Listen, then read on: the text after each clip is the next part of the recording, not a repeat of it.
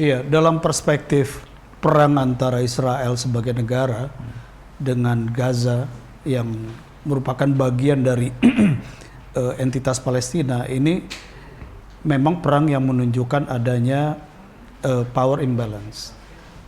Dan ketidakseimbangan kekuatan ini sebenarnya bukan hanya antara Gaza dengan Israel ya.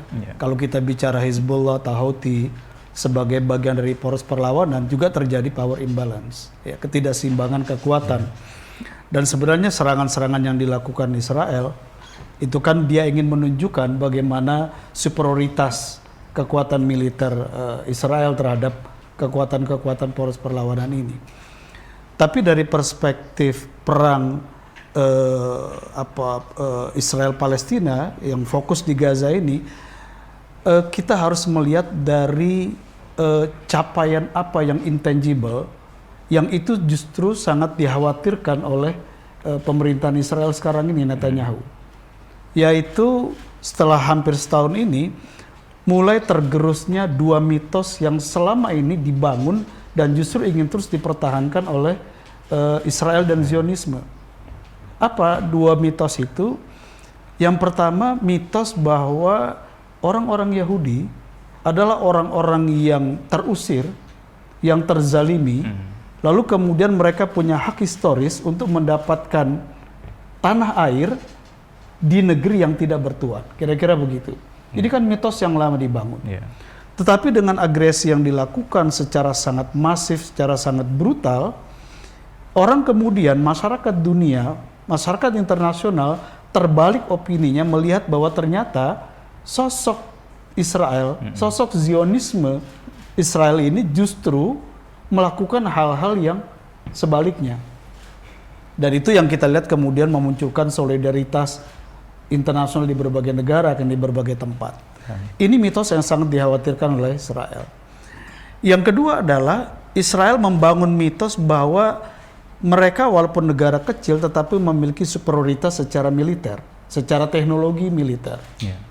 Tetapi setelah hampir 1 tahun perang di Gaza ini, mereka kan tidak mampu menghancurkan kekuatan Hamas.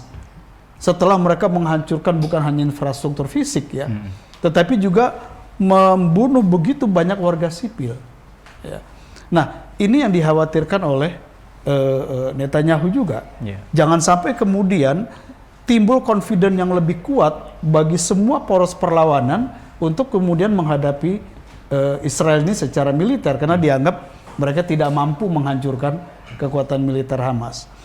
Nah, saya kira betul tadi yang disampaikan bahwa ketika Israel sekarang memperluas zona perang, memperluas titik konflik, ini adalah dalam rangka dia ingin merecovery, membalikkan dua mitos tadi. Dia tidak mau kehilangan muka, dia tidak mau kehilangan mitos ini.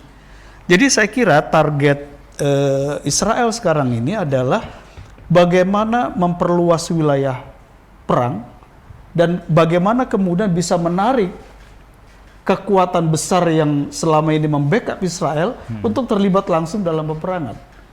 Walaupun kalau kita lihat sebenarnya Amerika kan sudah mensuplai dengan segala macam persenjataan ya, termasuk pesawat tempur super canggihnya kan F-35 juga disuplai ke situ. Tetapi target Israel adalah menarik Amerika langsung ke kancah perang secara langsung. Dan itu hanya mungkin kalau state atau negara yang ada di kawasan ini juga secara langsung menyerang Israel. Jadi saya kira yang ditunggu oleh Netanyahu sekarang ini adalah bagaimana Iran mendeklar perang terbuka dengan Israel. Itu targetnya. Dan saya kira dalam waktu beberapa saat ke depan Israel akan lebih fokus isu perang ini kepada isu Iran ketimbang Gaza ya.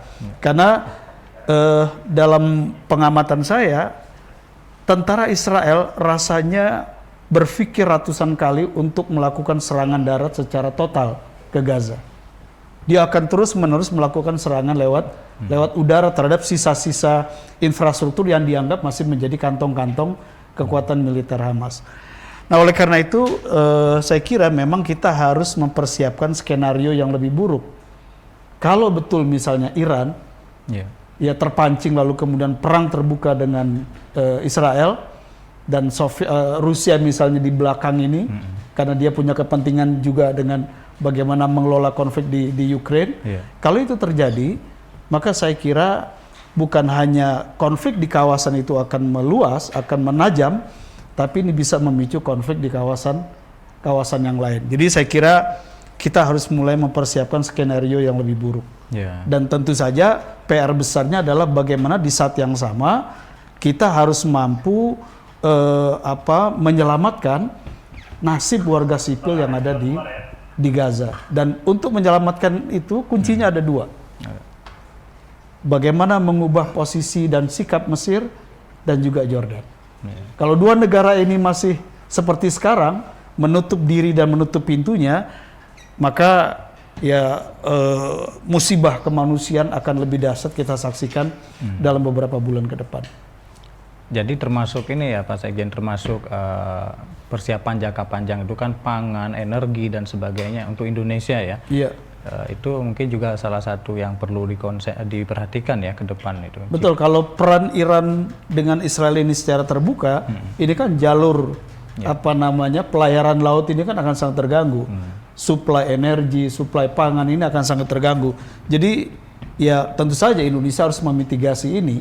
Tetapi secara geopolitik, Indonesia harus mengambil peran yang lebih kuat ya. Satu, untuk menyelamatkan situasi kemanusiaan di Gaza dan Palestina secara umum. Dan yang kedua, ya bagaimana kemudian mengambil langkah-langkah internasional agar paling tidak Mesir, Jordan ini bisa berubah sikap untuk menyelamatkan kemanusiaan di Palestina, khususnya di Gaza. Dan yang ketiga, ya tentu saja harus ada kesepakatan multilateral ya untuk kalau kita ingin mencegah perang ini menjadi sangat eskalatif gitu.